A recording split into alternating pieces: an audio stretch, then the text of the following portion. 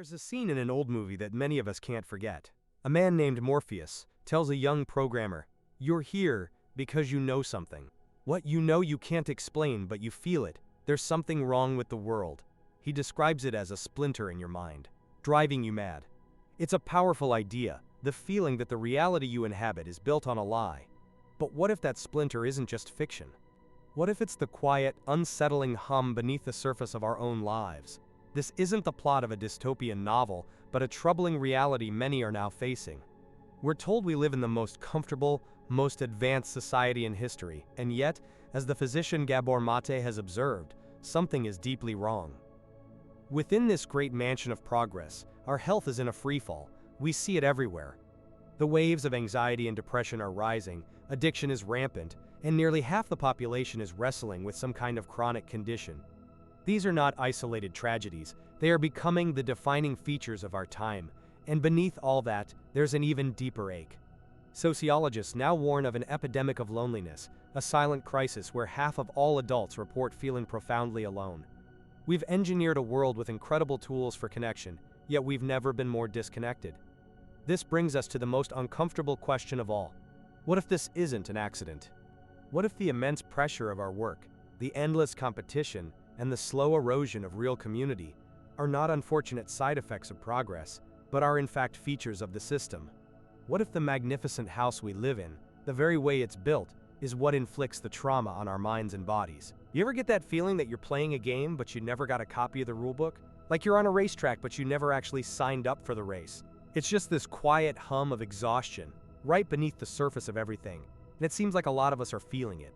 Well, there's this physician and thinker, Gabor Maté, who has a really compelling way of looking at this. He suggests that what we call civilization is built on a pretty costly unspoken bargain. And the price? The price is the denial of our most fundamental human needs. I think what he might want us to consider is that our entire social structure kind of forces us to ignore what makes us human. You know, our need for genuine care, for rest, for play, for real social connection. Think about it. From the time we're kids, we're subtly coached to push our true feelings down, to man up, to stop crying, to compete relentlessly, and to basically trade our emotional well-being for the shiny badge of productivity. And where does the bill for this bargain finally come due? The modern workplace is practically ground zero for this conflict.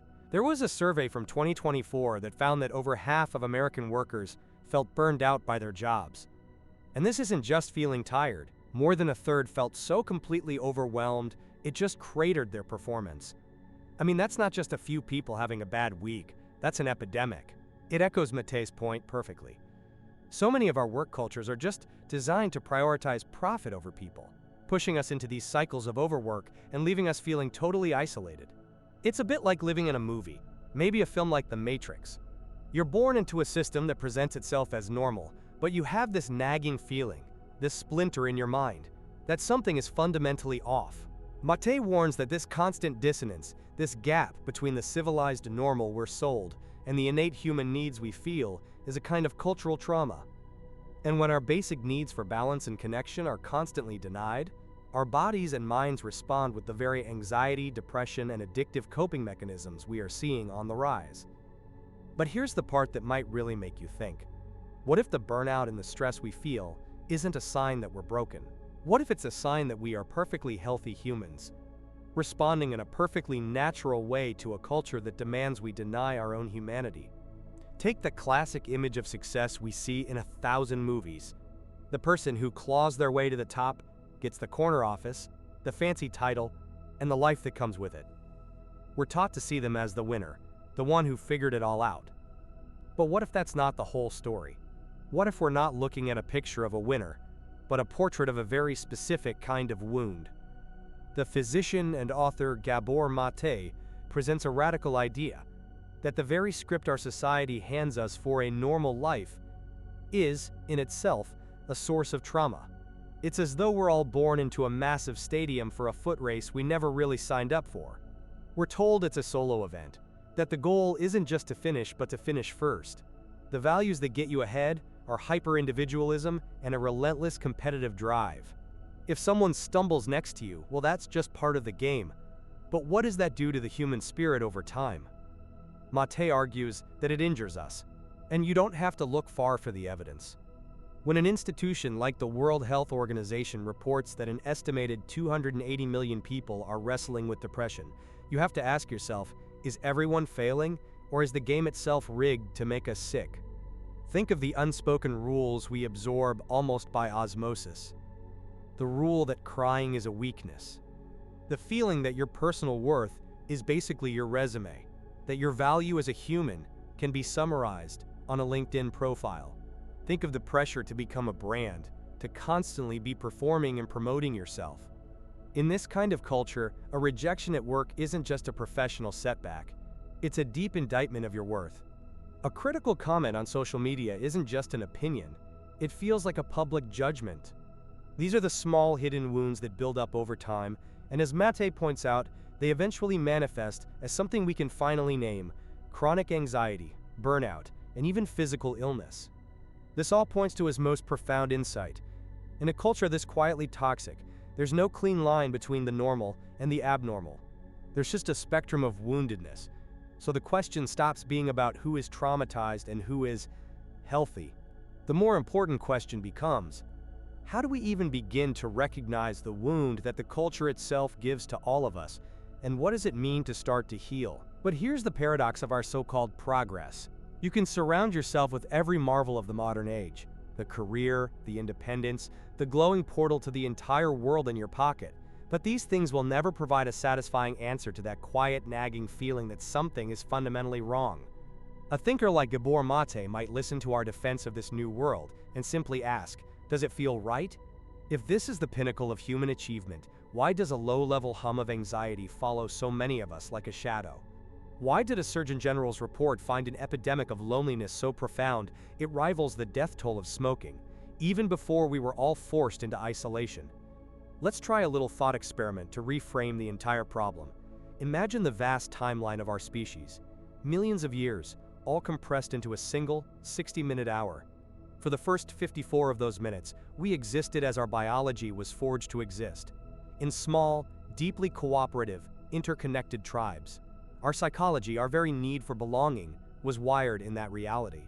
It was only in the last 6 minutes of that hour that we were thrown into this grand, untested experiment of sprawling cities, solitary lives, and digital approximations of community. And the answer to why it all feels so wrong, why we are collectively sicker and more anxious, is that our bodies and our brains never got the memo. They are still operating on the 54-minute-old blueprint. We are, in a sense, astronauts trying to live on a foreign planet. Our modern world is a technological marvel, our own personal space station, but it is a sterile and artificial environment. Our ancient wiring screams for the gravity of genuine connection, for the atmosphere of the natural world, for the very community that our 6-minute-old civilization so often starves us of. The strain we feel isn't some kind of personal failing. It is the deep collective trauma of a social creature trying to survive in an ecosystem it was never built for. Consider the story our culture loves to tell about success. It's the story of the lone wolf, the ruthless genius, the competitor who outsmarts and outworks everyone else to get to the top. We're shown that our most aggressive instincts are the ones that get rewarded, that relentless growth is the only path forward. But then you look at what we actually seem to need as human beings. We're pack animals, wired for cooperation and community. So which is it? Are we fundamentally selfish creatures locked in a perpetual state of competition? Or is that just a convenient story we're sold, a kind of invisible blueprint that happens to be incredibly profitable for the people who own the game? Think about how this logic seeps into everything.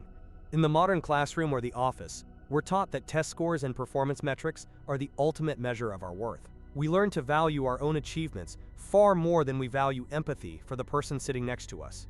Then you get a global phenomenon, like the Great Resignation. Millions of people didn't just quit for a better salary, they quit the very idea of the job they were doing, searching for something with a flicker of meaning. You have to start to wonder, was this just millions of individual career moves? Or was it a collective awakening, a widespread disillusionment with a system that puts power and gain before actual human well-being? This is where someone like the physician Gabor Maté would tell you that this widespread sense of alienation isn't a glitch in your personal software. It's the predictable outcome of a society that defines your value by what you can accumulate. As long as the primary goal is profit, A low-grade hum of dissatisfaction will always be the background music of our lives. We have this story we tell ourselves about getting sick. It's a biological lottery, right? Some faulty wiring, a bit of bad luck, a genetic flaw you never saw coming. But what if the wounds we carry in our minds don't just stay there? Now, someone out there might be listening and thinking, okay, hold on. Stress is one thing. But you're telling me my physical illness, my actual disease, is some kind of psychological ghost story. It's not. It's biology, plain and simple. It's a ticket I didn't know I had. Fair enough. But let me ask you a question about that. Who drew that hard line between the mind and the body in the first place? If the sheer panic before a public speech can make your heart pound and your palms sweat, what do you think the long-term biological cost is of carrying a deep, unaddressed wound for years or even decades? This is the world that the physician Gabor Maté has spent his life exploring. His argument is that what we call psychological trauma doesn't just haunt our memories. It finds a home in our cells, it rewrites our biology, and, eventually, it can show up as a physical disease, from autoimmune conditions to cancer. The idea is that our deepest pains can literally become our illnesses. And before you write this off as just a compelling narrative, the hard science is starting to paint the exact same picture. The Centers for Disease Control have shown that kids who go through severe stress, and we aren't just talking about extreme cinematic horrors, but things as sadly common as neglect or growing up in a dysfunctional family, are dramatically more likely to end up with heart disease, diabetes, or cancer as adults. Think about what that means. One analysis put a number on it. If we could somehow prevent major childhood trauma, we could be looking at a world with about 1.9 million fewer cases of heart disease and a staggering 21 million fewer cases of depression. These aren't just random, unfortunate events. They are the predictable echoes of a painful past. If you need a more recent example, just think about the collective trauma of the pandemic. That extended isolation and constant upheaval didn't just stay in our heads, did it? We saw spikes in things like high blood pressure, diabetes, and PTSD. These were the body's expected responses to a profoundly stressful environment. So it forces you to ask a different kind of question. If an illness is actually a message about a wound from your past, is a pill really the full answer?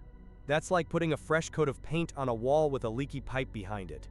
The whole point is that to truly heal, we have to look at the social and emotional roots of what's making us sick. It's a call for a world designed to heal our wounds, not just ignore them.